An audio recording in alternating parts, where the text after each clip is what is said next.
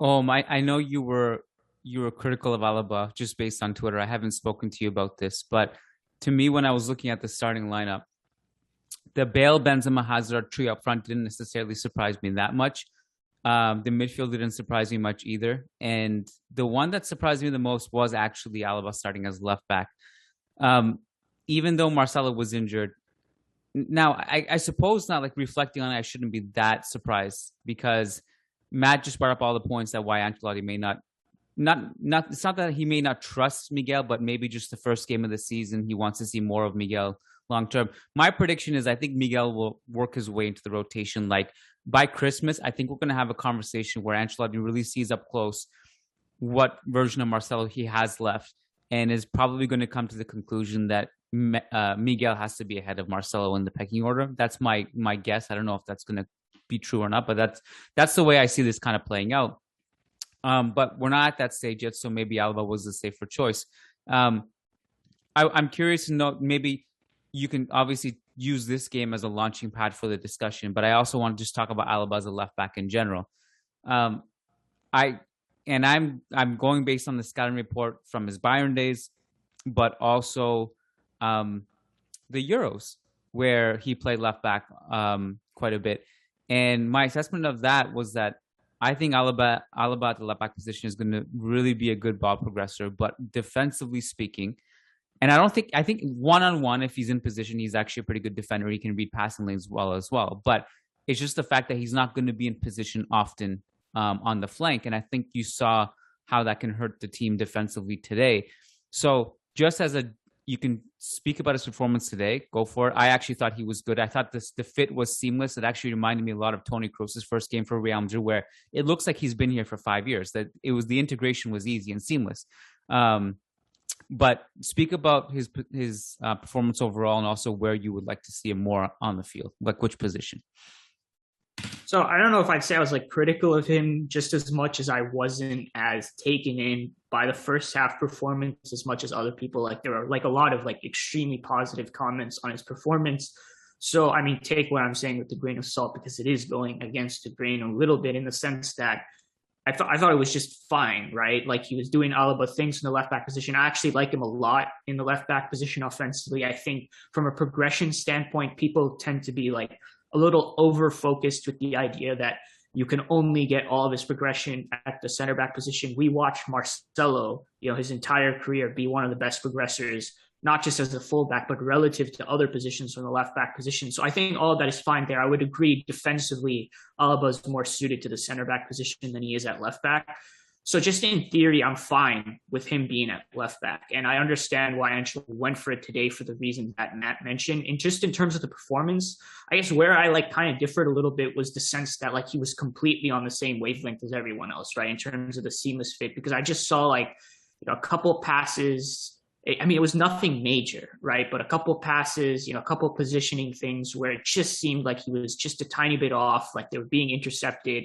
And it just didn't feel like the flow of our offense was going down that left-hand side, really just kind of how I'd expect with the quality of those ball players until about the 31st minute, where the tempo started to pick up a little bit. We started to sort of find things that then progressed in the second half. I thought it was fine. It didn't blow me away is kind of my point. And then in the second half, I think as the team grew into it, we saw his quality on the ball get, we kind of saw it more. And then when the game became more transitional, the decisions became simpler. And Alaba was picking out things that were obvious for his eye. And we saw the quality of that cross where Vinicius scored, right? Like we talk about all the things Mendy can do.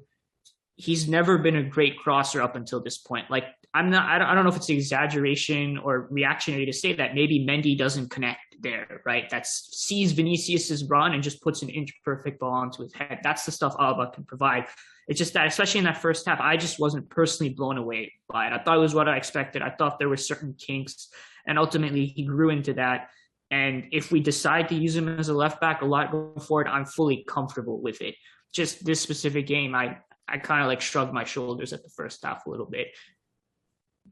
Yeah, I mean, I think that in terms of what Alaba's best at is probably that exit ball or that build up play from the back, and so he's much better at that from the left center back position and from a more central spot. And I think we missed that a little. As good as Nacho was today, I thought Nacho was phenomenal, but we did, especially in the first half, miss that first exit ball. And having Alaba in the left center back position to provide that, especially with Toni Kroos out. And so I see that, like, the things you could nitpick with his performance. There's, to Keon's point, like, I just feel so confident with him. Like, he just fits right in. He feels world class. Like, even if he doesn't have the greatest performance, and I think he had a really good performance, and I was really impressed with him against Milan as well. But, like, it just feels like he's a class player and that he belongs, and that he's kind of in this, maybe not up there with Toni Kroos, Modric, Benzema, but like right in the tier below, right in that echelon below with like Thibaut Courtois or something. Like, I think he's that good, and I'm excited. I'm really excited about Alaba. He's already becoming a fan favorite for me. I like his reliability. Like, if you get him the ball on the left side, whether it's on the wing or if it's a deeper position from center back role, I feel safe with the ball at his feet there. I feel like he's going to make the right pass down the flank. I feel like he's going to make the right movements. I actually liked, and we didn't see it that much in the second half, but in the first half, I really noted like him and Modric together were so important for our ball progression, because Modric, and it was kind of weird seeing Modric on the left, because obviously we're so used to seeing Kroos there over the years, and it's so rare that Modric actually goes over there unless it's a Kroos injury or something like that. And even then, he usually goes to the right or plays in the middle. But him just moving in that left half space was huge for just giving Alaba an outlet. I also just like his ability to pick out a ball in the box from a deeper position. There were a couple times, and forgive me, I'm going to try my best here, but the Alaves right back, Aguirre Gaviria, I think is how you say it. There were a couple times where Alaba like squared up to him, defending him one-on-one, and he just came away with the ball cleanly. And so if he's set in position, he's like, that's not something I can say about Marcelo in that situation. I could say that about Roberto Carlos. Roberto Carlos one-on-one defending, if he was in place in position, he can do it. And Alaba's like that too, but I think again it's his positioning that where he can get caught often in the space and behind him is tricky. I don't necessarily love. Well, I've only seen it like once. He took a direct free kick today. I didn't even know that would be an option. I've seen him hit a lot of set piece free kicks where he swings into the box with accuracy and crosses it. I don't think I've ever seen him take a long range free kick like that. I thought Bale would get a crack at it the second time as well, but Alaba took it. But I thought it was a good start to the Alaba's career, but I do worry about some of the defensive stuff.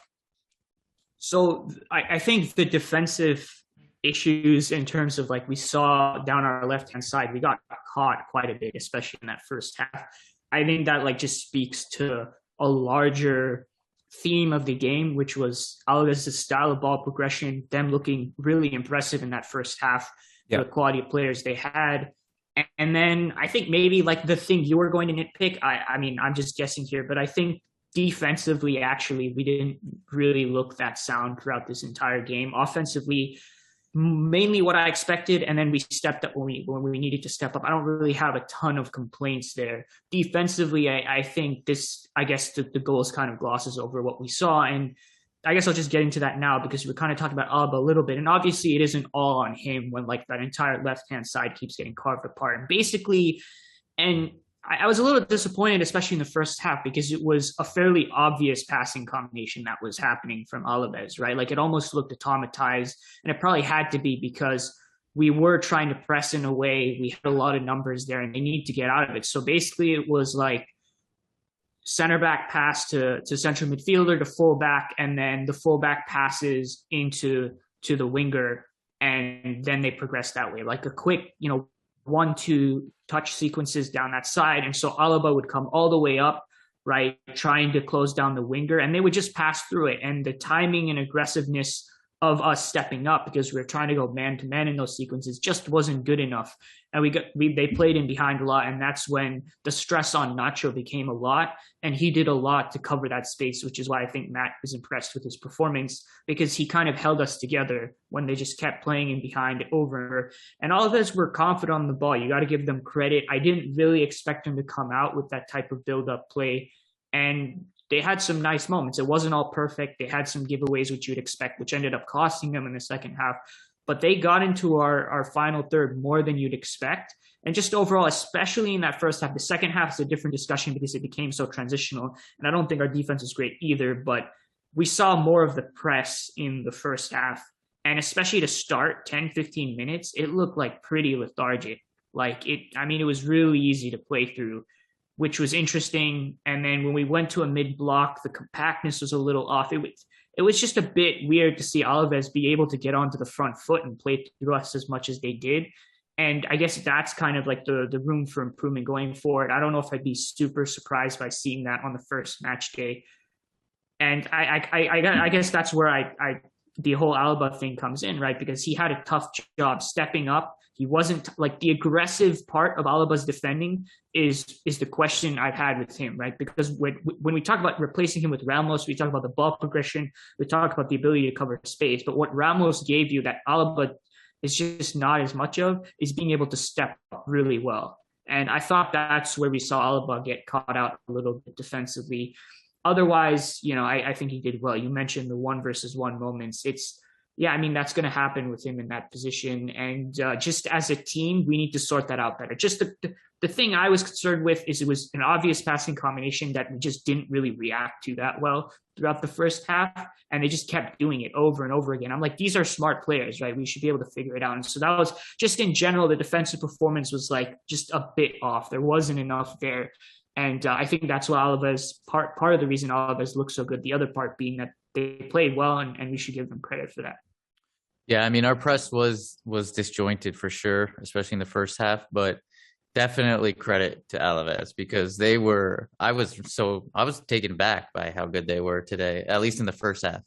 They had some nice players. Like I tweeted about Manu Garcia, the new Manu Garcia, that they signed. He looks like a good young player.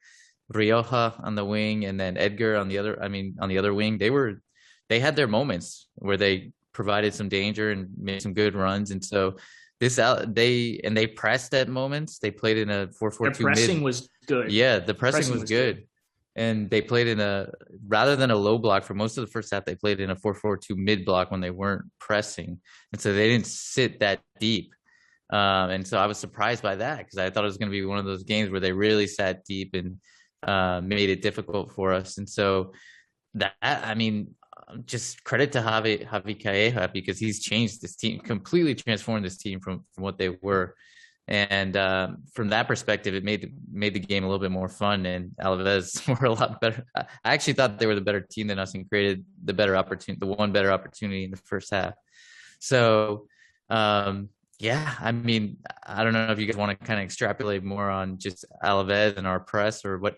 I guess the one thing I would say is, and I don't know if you guys caught this, but I was trying to watch Casemiro, and I was trying to watch because I'm very interested to see what Carlo Ancelotti does with Casemiro, both off when we're in possession and when we're not in possession.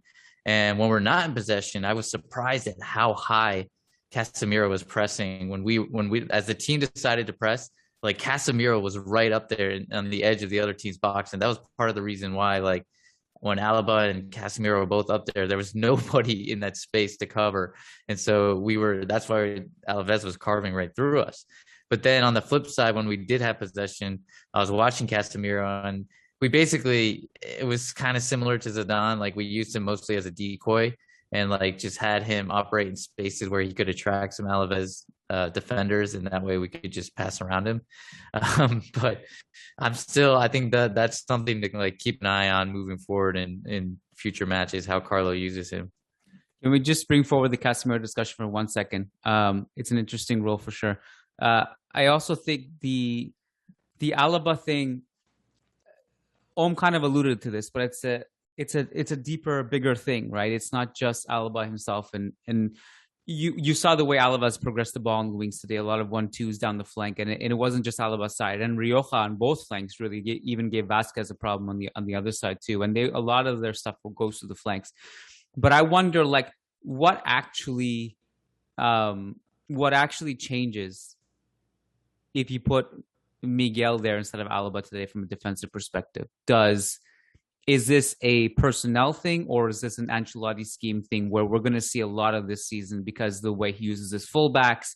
And this is part of the reason why I predicted less boring games this season, but not necessarily better. I can almost certainly say that from a defensive perspective, we're not as good as we're going to be in the last 2 years.